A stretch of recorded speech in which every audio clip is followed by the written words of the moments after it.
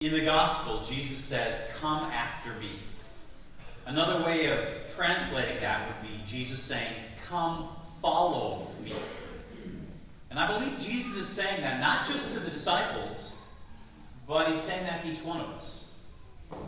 And what would that mean for you if you were to come follow Christ?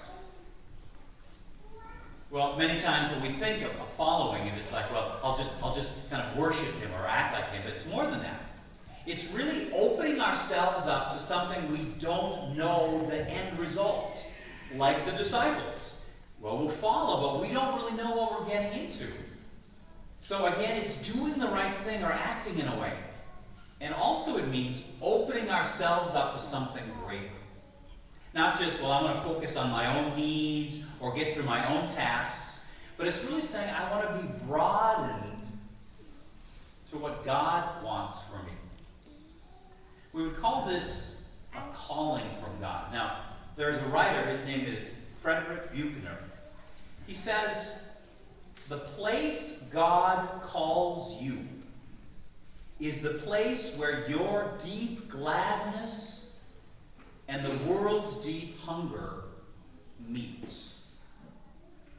That's something. So what gives you joy also meets up with what's needed in the world, the deep hunger. Well, this time of year is usually called Vocation Awareness Week. But this year, that week was actually celebrated back in November. But that was right around the time of the elections, and I thought there's just so much going on. So I wanted to move it back to this week because of the readings, the calling of the disciples, and God calls us. You know, what does it mean to be more aware of vocations? Now, when we think of vocations, many of us say, oh yeah, that's the priest thing, or that's the nun thing, but it's deeper than that. Every one of us is called to a vocation. Some of you are called to the vocation of being married. Some of you are called to the vocation of raising kids, being a parent, and ideally those who go together. Some of you are called to the vocation of being single. Whether that's of your choosing or that's how you find yourself because of a death or a divorce. And some of you might be called to the vocation of priesthood or religious life, as we call it. That's where you would be a monk or a sister. You kind of devote yourself in that way. Well, what I did a couple weeks ago is I had the 4th, 5th, and 6th graders from our parish. They're part of our faith formation program, which we call FIRE.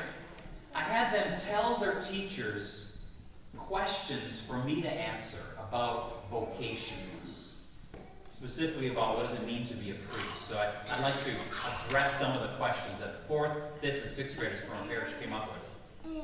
One was, how long have you been a priest?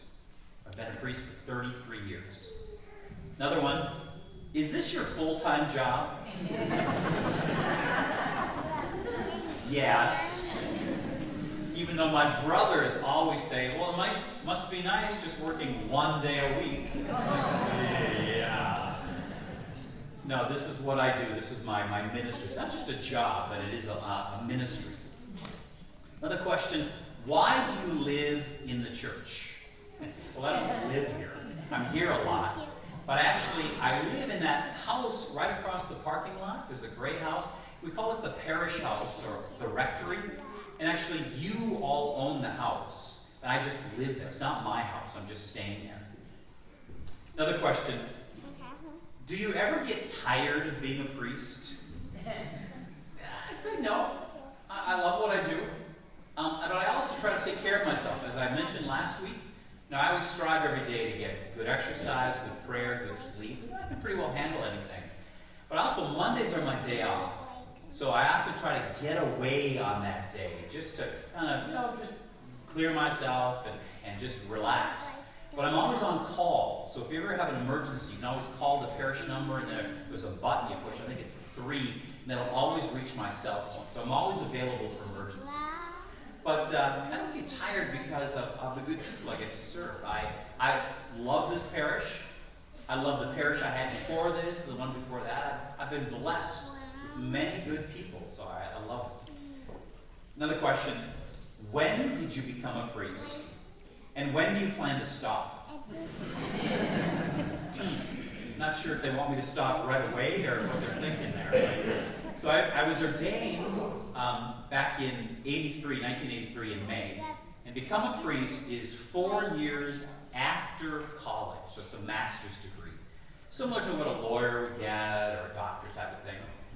And as far as stopping, as a priest, you don't ever stop being a priest.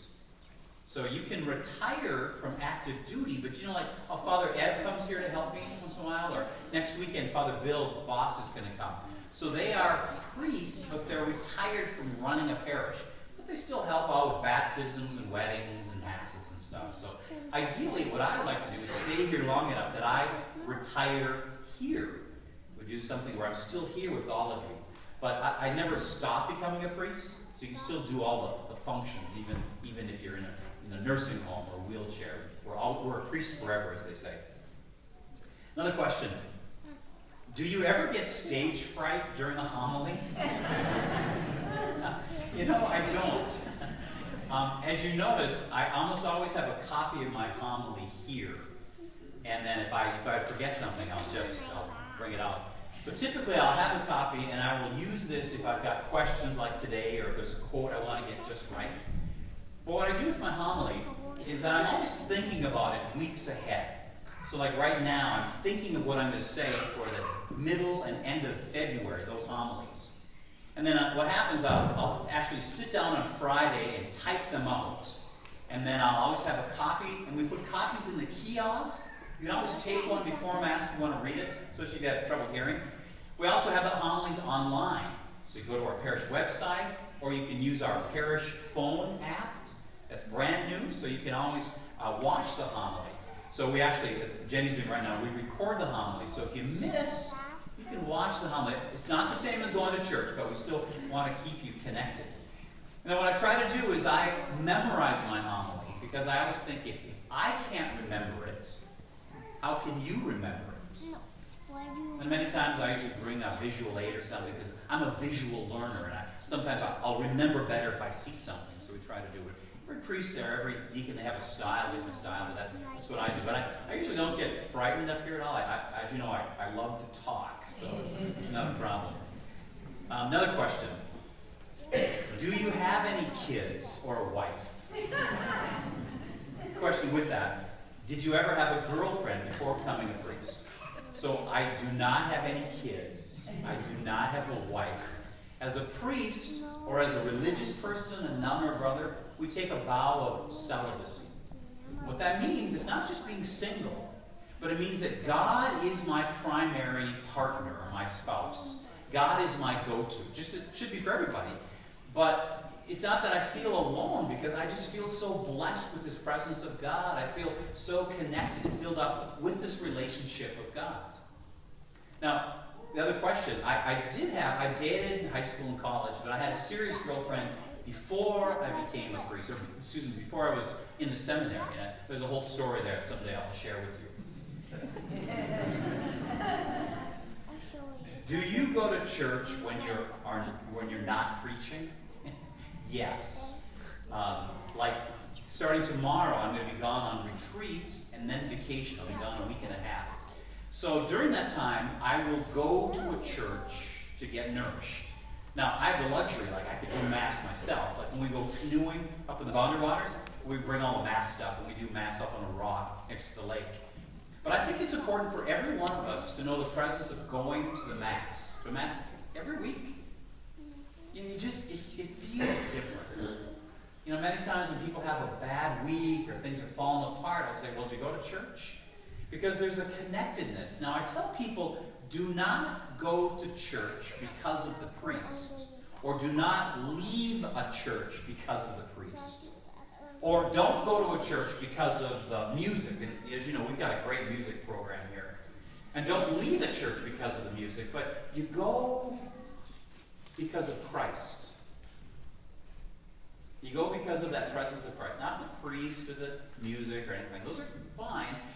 But we go to get nourished through the Scriptures and through receiving the Eucharist. Now, when people can't go on the weekends, I say, well, come during the week sometime. Like we have Mass every Tuesday night, 6 o'clock at North in the back chapel. So I say, if you miss a weekend, whatever, there's something going on, well, please join us. It's not the same as Sunday, but it is something where you're still going to get nourished and nurtured, and hopefully stretched, like I said at the beginning, where God calls you to something bigger than yourself. You're not just focused on your problem, something, but you look at the broader context. Another question. Why did you decide to have the job as a priest? Well, it's not really a job. It's a ministry. It's a lifestyle. I'm a priest 24/7. I'm a priest when I'm on my retreat or vacation. I don't stop being one. But I actually had a profound calling experience from God. I actually heard the voice of God and then responded to that. Again, that's another story another time. Do you always think about Jesus? No. Like I think about the Packers playing this afternoon. I'm a Viking fan, but I'm rooting for the Packers. Or I think about the price of milk. Or I think about I'm going to go run. Just normal stuff. But hopefully all of us recognize that there's a place of Christ in our everyday life. It's not just when you come to church here, okay, now I'm going to think about Jesus, but that's part of what you're doing in your work, your school, that you're somehow recognizing the presence of Christ in what you do or what you say. That's it. Like I said, your calling is that you are being called beyond yourself. Think bigger. Another question. Is it fun being a priest? I say yes. I love what I do. I've loved every moment of it. Like I said, I've always been blessed with good parishes. But I love the fact that I'm invited to some of the high points and low points of people's lives. I get to celebrate with them, like in baptisms and weddings. And I'm there with them when there's an accident or there's a funeral like we've got one today. So it's an honor to be part of people's life, but I love what I do, and I say for some of you young people, if you're thinking of like, what do you want to do? I would say, don't close the door on God. Perhaps God is calling you to the priesthood or to the religious life as a sister or brother. But many times people think, oh, I could never do it, or it's terrible, or it'd be lonely, and I've never felt that at all. I feel that presence of God. But it also feels like what I'm doing is making a difference in the world, making a difference in our world.